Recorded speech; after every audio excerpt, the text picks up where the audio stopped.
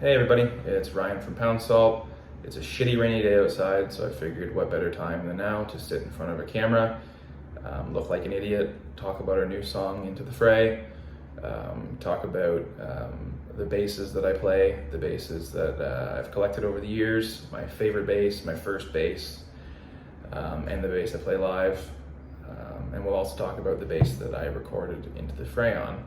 And then at the end, I'll do a little play along and show you guys how to play the song Into the Fray. First off, shout out to my man Heartman. He's a local musician here in Kingston. He's a fantastic fucking person. He makes absolute amazing music available on all platforms. Please, for the love of God, check him the fuck out. You will not be disappointed. So let's get into it.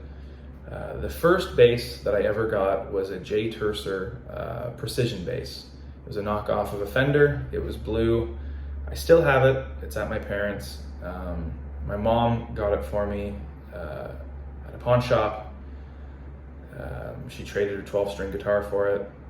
I got totally ripped off. But it was worth it, I guess, because I wouldn't be here recording this video about music that I play if I didn't get my first bass and get the ball rolling. So thanks, Mom. My second bass that I ever got was the first instrument I ever bought myself. It was a Matt Freeman signature bass. Matt Freeman's the bass player from Rancid. I love punk rock. I grew up listening to punk rock music, still listen to punk rock music every day, and have the privilege of playing punk rock music. And my love for Matt Freeman has never gone away. So my second bass, of course, had to be a Matt Freeman signature bass. It's over here. It's hiding. I don't play it live. It's just my prized possession. I'm too afraid to damage it. So it just kind of hangs out with me, and I play it here in my little studio room. I do have another precision bass. I bought it 6 or 7 years ago. I tore it apart, stripped the paint off of it, and wanted to Mod Podge the body with creepy images of like serial killer newspaper clippings and stuff like that, because I have an obsession with psychology and more so that end of it. But I've never really played the bass live, of course, because it's in pieces. I've only played the bass probably 4 or 5 times before I tore it apart, so, and I've unfortunately never put it back together. It's sitting in storage somewhere. I should probably go find it and finish it. My last bass we'll talk about, which is my favorite bass for different reasons, is my Stingray bass. That is the bass that, if you've seen us live, chances are I was playing it. It has become my number one. It's my workhorse. It is the bass that I play for every single Pound Salt show. It's become a signature sound for Pound Salt.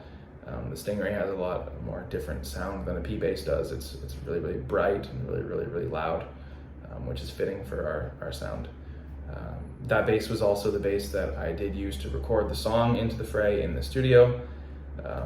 We tested lots of different basses, trying to get different sounds, and found ourselves going back to that one, which is fitting because that bass, being my live bass, and we wanted to capture the live sound, what better way than to play the same instrument, right? We went through an Ampeg in the studio, which is, of course, a classic bass amp. Live, I tend to play, I have a Trainer 410 with a Dynablock Trainer head. It sounds similar to an Ampeg, but it's Canadian made, which I like a lot more. A lot of the newer Ampeg amps aren't as great as the old things, and the old Ampegs are very, very expensive. So I opted out and I bought a Trainer years and years and years ago, and I fucking love that bass cabinet. That cabinet, being Canadian made, being local, is built just as tough as the bass that I play, which is perfect for me because I beat the fuck out of equipment. So it's fantastic to have things that can take a beating and keep on going. I have my Stingray here. It's this bass right here. It's a weird mint green. It's since been covered in stickers from bands that we've played with, like Kingfisher out of Ottawa. Those are our boys. Fucking love those guys. Our good friends, Beta 58s, they pulled us under their wings when we first started out. We got Sonic Souvenir hiding down here. Shout out to those guys. Kingston local band. Fucking love those dudes. And we have Ironclad, which makes our t-shirts. Fucking shout out to Rocco. We love you, man. But this is the bass that I play every single show with Pound Salt. It is an absolute fucking tank. It is a workhorse, like I've said. It just can just take the biggest beating on stage, get full of sweat, get covered in absolutely fucking anything. It's had beer dumped down it. It's been knocked over, and it just doesn't break. It doesn't stop. This bass just keeps going. And this is the bass that I will most likely play until it falls apart live with Pound Salt. So, without further ado, I'll plug in. I don't have a cabinet here in the apartment because that would be fucking annoying. I wouldn't want someone to do that to me because it's really fucking loud. But we have the next best thing, which is an emulation of an Ampeg SBT through GarageBand. Because technology these days is fucking amazing. Imagine if you showed this to, John Paul Jones when he was recording Led Zeppelin 1. If you showed him you could get like a 60s reissue Ampeg on the fucking internet. He would have blown his fucking mind, dude. Those amps are worth thousands. And here I have it at the click of a fucking button. But without further ado, and enough of my stupid rambling, we will play Into the fucking Fray.